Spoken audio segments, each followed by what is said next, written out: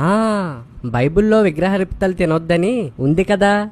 మరి హోటల్స్లో first ఇడ్లీని first పూరిని విగ్రహం దగ్గర పెడతారు కదా. సో మీరు హోటల్స్లో టిఫిన్ చేయకూడదు. మ్మ్హ్మ్. రైతులు పంట కోసినప్పుడు మొదటి పన దేవతలకు అర్పిస్తారు. సో మీరు ఏ పంట తినకూడదు.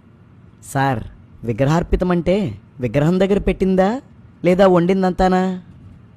అంటే విగ్రహం దగ్గర పెట్టింది అనుకో. సో విగ్రహం దగ్గర పెట్టింది తప్ప మేమంతా తినచ్చు. హా, కానీ గుడిలో కొట్టిన కొబ్బరి చిప్పలు హోటల్ వాళ్ళకి అమ్ముతారు. వాటితో చేసిన చట్నీలు కూరలు మీరు తింటున్నారు. అవి విగ్రహార్పితం కాదా? మీరంతా బైబిల్ ఆజ్ఞని అతిక్రమించడం లేదా? ఎందుకండి మా కబుర్లు చెప్తారు? సార్, ప్రశాంతంగా ఉండండి. ఎందుకు కంగారు పడతారు? ఒకసారి 1 కొరింథీ 10:25 చదవండి. మనస్సాక్షి నిమిత్తం ఏ విచారణ చేయక కటికవాణి అంగట్లో అమ్మినదేదో దాన్ని తినవచ్చును.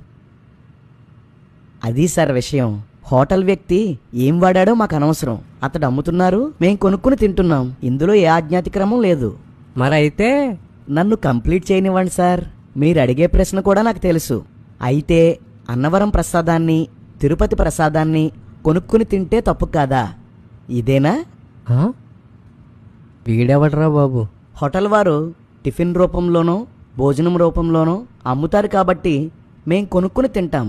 కానీ మీ పుణ్యక్షేత్రాల కౌంటర్లలో విగ్రహార్పితాలను ప్రసాదాలుగా అమ్ముతారు, టిఫిన్స్గా అమ్మరు. అందుకే మేం తినం.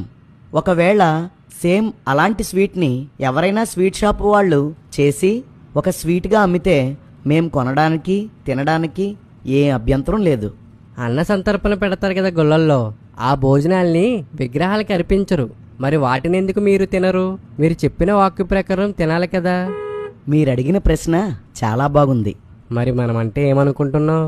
కాకపోతే బైబిల్ విగ్రహాలకు దూరంగా పొండి అంటుంది. విగ్రహ సంబంధమైన అపవిత్రత కలిగి ఉండకూడదు అంటుంది.